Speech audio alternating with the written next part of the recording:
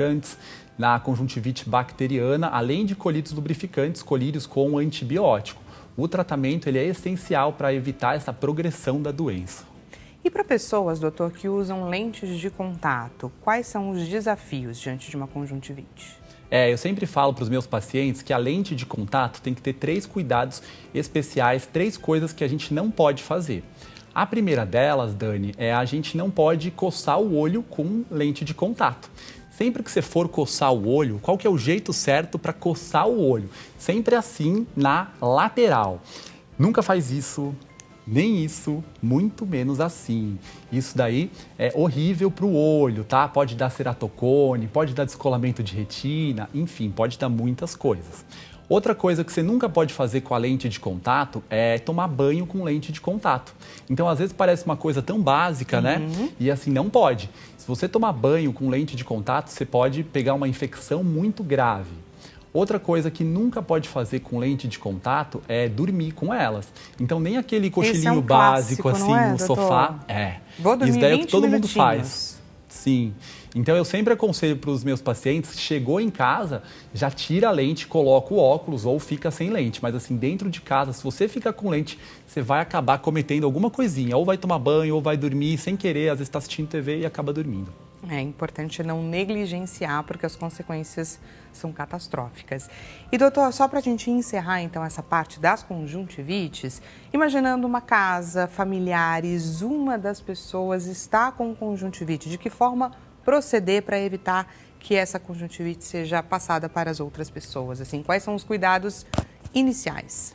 A conjuntivite sempre é um terror. Sempre que pega alguém em casa, parece que todo mundo pega, né? Não, o pessoal não quer nem olhar, não é? Pode nem fazer contato visual. O ideal é tentar manter uma distância, sempre lavando a mão.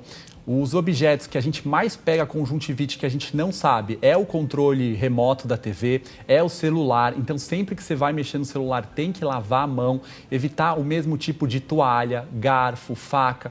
Tudo é muito contagioso. A conjuntivite é muito fácil de pegar. Então, tem que tomar cuidado, que senão pode pegar sim.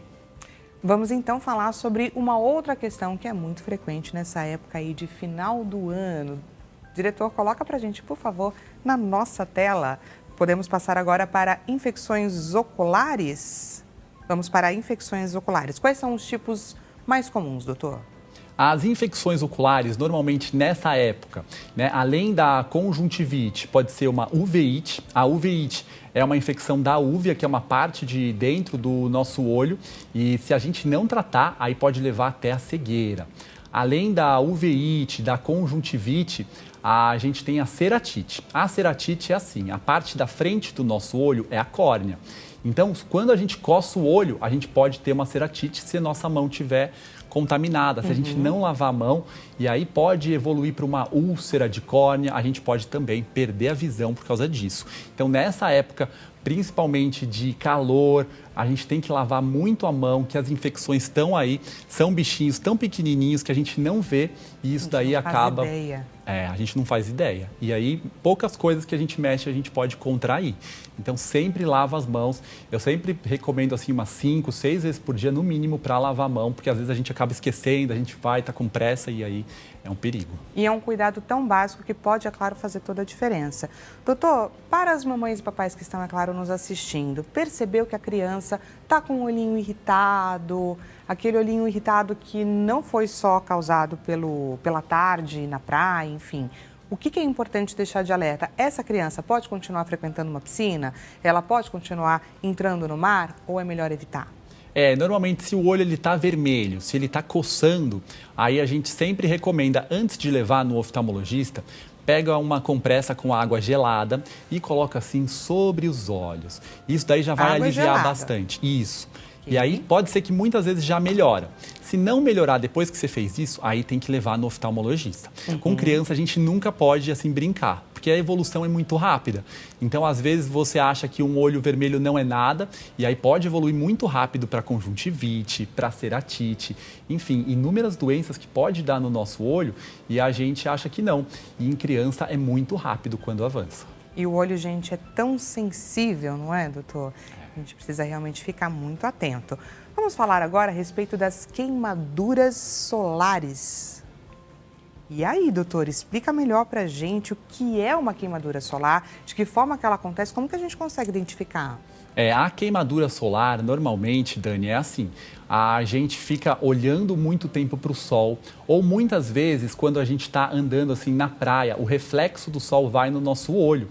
E aí, o que a gente sente? No começo, a gente pode sentir uma dor intensa, mas muitas vezes a gente não sente nada. E a gente vai ver isso ao longo do tempo. Então, ao longo do tempo, a gente começa a ter uma perda da visão.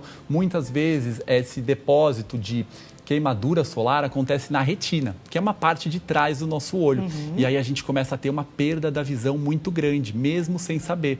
Então, sempre que vai na praia, sempre que sai na rua, tem que usar óculos de sol, sempre com proteção UVA e UVB.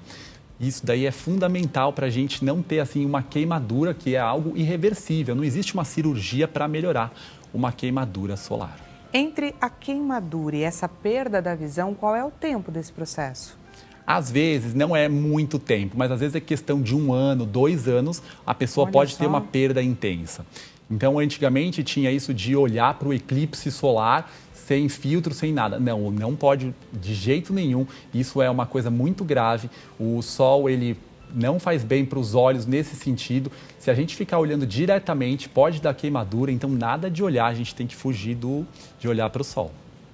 E assim, doutor, em dias que estão mais nublados, menos ensolarados, ainda assim eu corro risco ou não? Só em dias com muito sol? Para olhar para o sol é melhor não olhar nem em dias nublados, tá? Dias nublados, assim, a gente sempre também coloca um óculos de sol, é melhor prevenir. Se você não tiver um óculos de sol, sai, mas assim, não fica olhando para o sol nunca. Nem em dias nublados, que é perigoso. Aí então eu preciso que você traga pra gente esse